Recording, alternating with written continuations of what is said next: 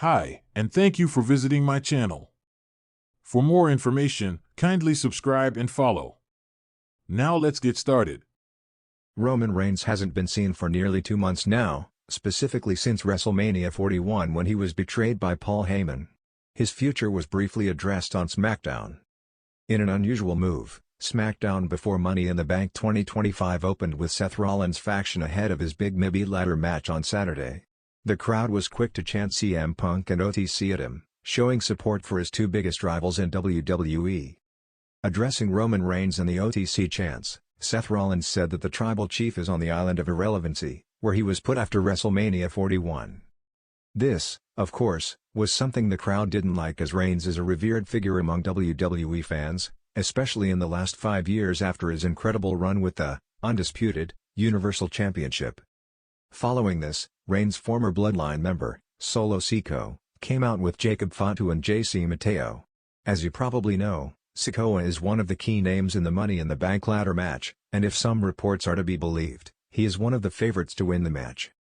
There was a lot of tension between the two groups on SmackDown just a night before Maybe.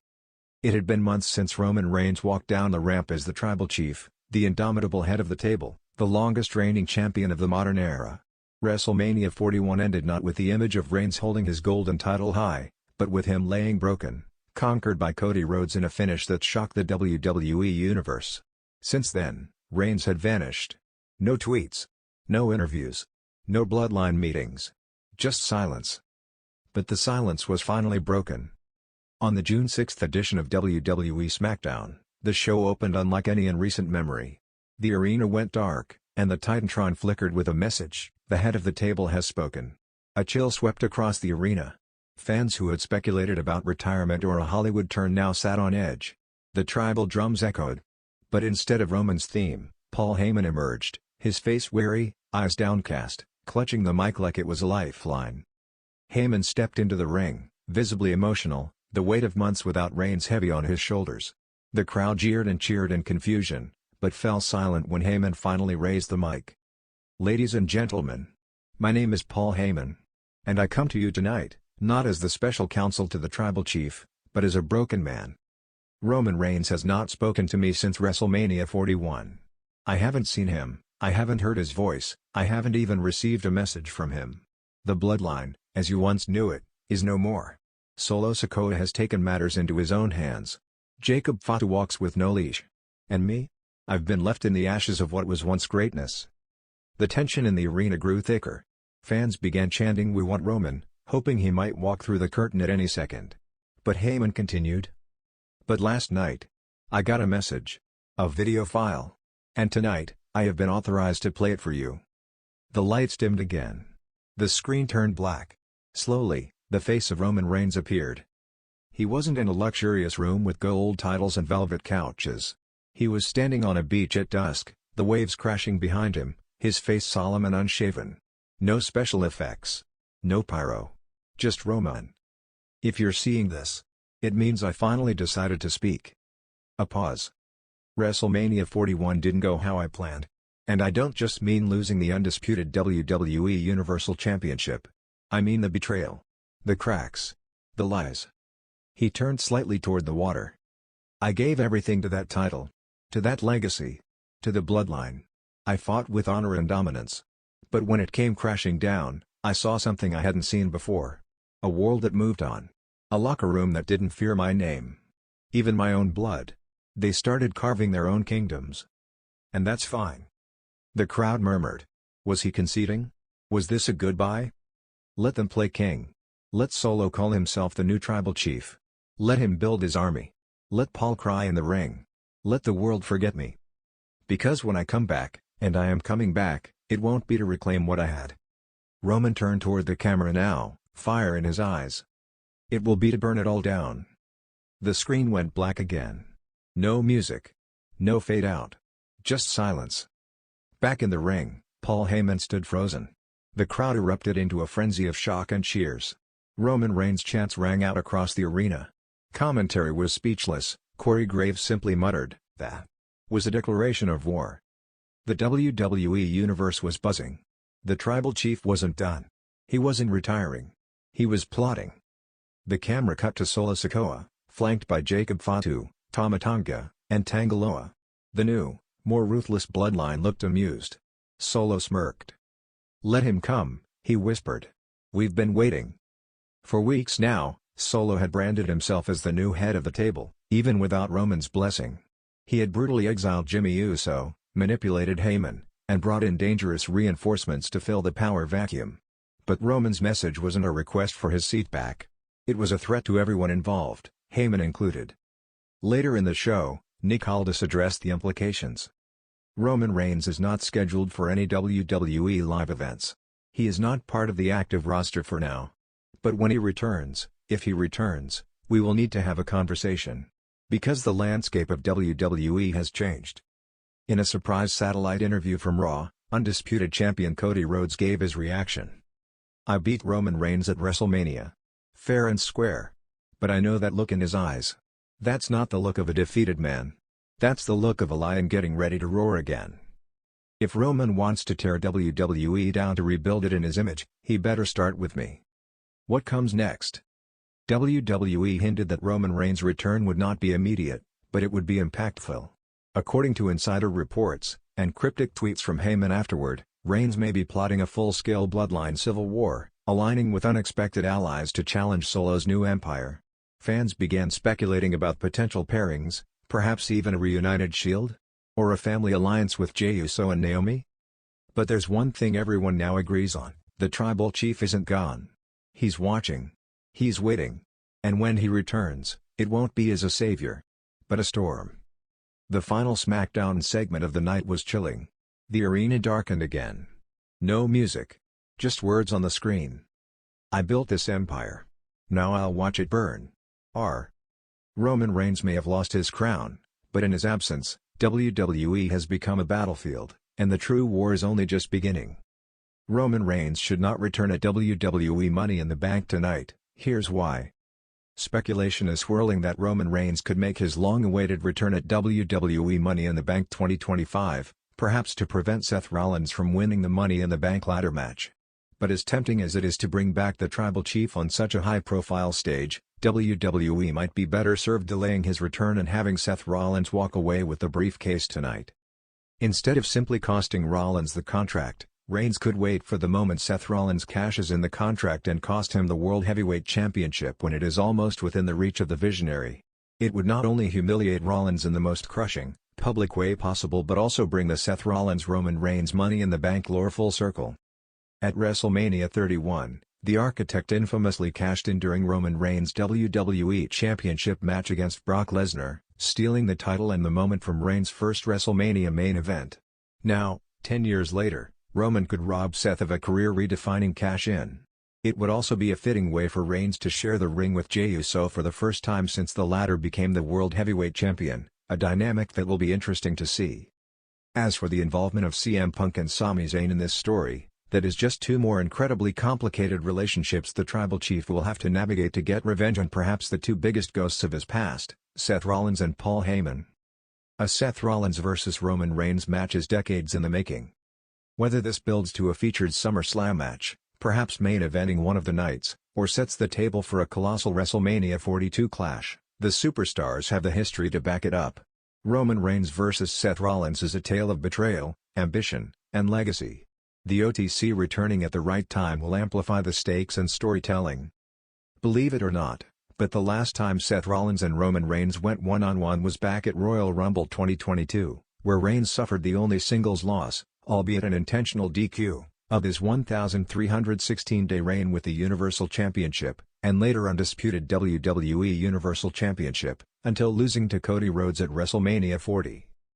Before that, Reigns and Rollins went one-on-one way back in October 2019 on the WWE Draft edition of SmackDown on Fox, when The Fiend attacked Rollins to cause a DQ.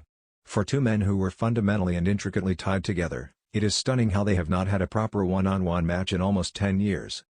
That said, with CM Punk vs. Seth Rollins also being a potential SummerSlam main event, WWE once again has a ton of massive matches in its arsenal, but how the company chooses to bring them to fruition is what professional wrestling is all about.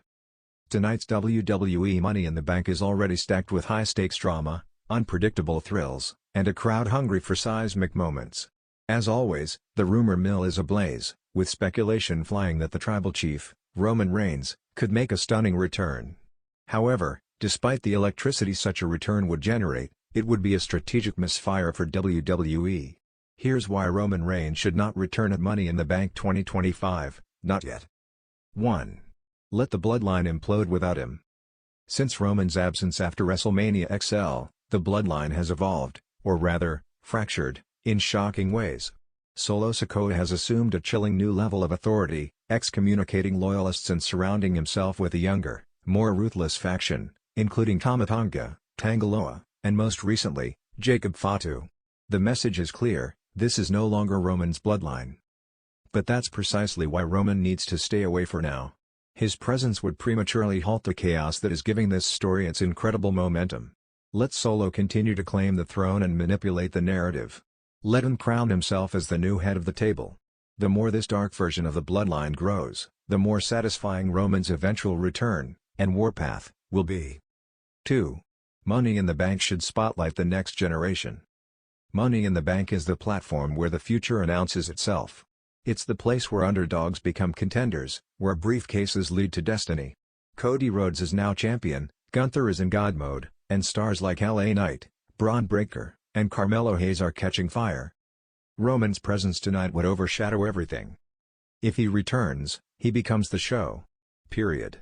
Instead of fans buzzing about who climbs the ladder and claims their moment, the headlines tomorrow would read, "Roman Reigns returns." That might be a win for nostalgia and buzz, but it's a loss for the next generation's momentum. WWE must resist the easy pop tonight to build longevity for the company's future stars. 3. A return at SummerSlam would be monumental. Strategically, SummerSlam is the better stage. It's WWE's second biggest show, a marquee event worthy of Roman's grand re-emergence. If he returns there, it sets the table for a full-fledged war with Solo Sikoa's bloodline, potentially culminating in a Survivor Series showdown or even a WrestleMania 42 blood feud. SummerSlam gives time for Jacob Fatu to look unbeatable, for Solo to solidify himself as the villain who betrayed his cousin, and for the fans to desperately want Roman back. Tonight? It's too soon. Let the anticipation continue to boil. 4. Keep the mystery alive. One of the most powerful storytelling tools in wrestling is suspense, and Roman Reigns is the master of it. By staying away tonight, he keeps fans guessing. Every segment with the bloodline carries the question, when will Roman strike? Teasing his return through subtle signals, an empty chair backstage, a locker room with his symbol, even Paul Heyman looking increasingly uneasy, maintains the mystique. When he does finally walk down that aisle, every second of suspense will have been worth it. Wrestling, at its best, is a long game. Roman's return should feel inevitable, not imminent. 5. Roman Reigns needs to return different, and that takes time. Let's not forget, the Roman Reigns who returns shouldn't be the exact same tribal chief we last saw. He's been betrayed, displaced, and forgotten by the very family he carried for 3 years. That version of Roman is gone. What comes back must be more dangerous, more calculated, perhaps even more vengeful. A broken king hell-bent on reclaiming his empire. That transformation takes time to craft. If he shows up tonight, it won't have that fully developed psychological weight. WWE needs to let this version of Roman ferment before it erupts. 6. Heyman's role must evolve first. Paul Heyman has been a ghost of himself lately. Desperate. Submissive. Broken. His loyalty to Roman is clear, but Solo is slowly squeezing the life out of the wise man's spirit. Watching Heyman unravel, caught between his former tribal chief and his new one, is compelling television. Let that tension build. Let Heyman suffer more humiliation, until he finally reaches the moment of betrayal or redemption. Roman's return will mean much more if Heyman is truly lost by then, or if he ends up being the one who calls him back. Imagine Heyman, left bruised and battered, calling Roman in a final act of desperation. That moment needs build-up, and Money in the Bank is too soon for that payoff. 7. Roman's opponent needs more time to develop. Whether it's Solo Sikoa, Cody Rhodes, again, Jacob Fatu, or even someone unexpected like Gunther or Seth Rollins, Roman's next opponent must be ready. That means momentum, character depth, and clear stakes. Solo is nearly there, but not quite. He still relies on his enforcers. Jacob Fatu, while explosive, is brand new to the WWE audience. Cody has moved on. And Gunther is still climbing. Roman's return demands a rival at their peak.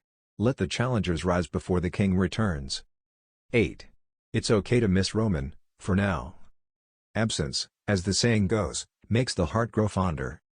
The WWE Universe hasn't truly missed Roman yet, not when the bloodline drama continues. Cody's title reign is hot, and the product feels fresh. But as summer rolls on and the bloodline's corruption deepens, the crowd will start to yearn for Roman's justice. WWE should lean into that longing. Make fans beg for the tribal chief to come home. When the music finally hits, it should feel like thunder cracking through months of silence. Tonight is not the night for that moment. Roman Reigns is one of the most iconic WWE champions in modern history. His return will be a landmark moment. But Money in the Bank isn't the right setting. Let tonight belong to the chaos of the ladders, to the rise of tomorrow's stars, and to the continued unraveling of the bloodline. Roman's story isn't over, far from it. But like all great tales, timing is everything. Tonight is not the time. Let the empire burn a little longer. Then, when the ashes are cold and the new king sits falsely upon the throne, let Roman Reigns return. Not as the tribal chief, but as the storm that will tear it all down.